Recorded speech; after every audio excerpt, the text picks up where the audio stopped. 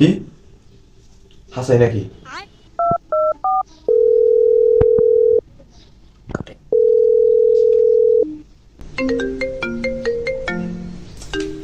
সকালবেলা ফোন দেয় গেলে।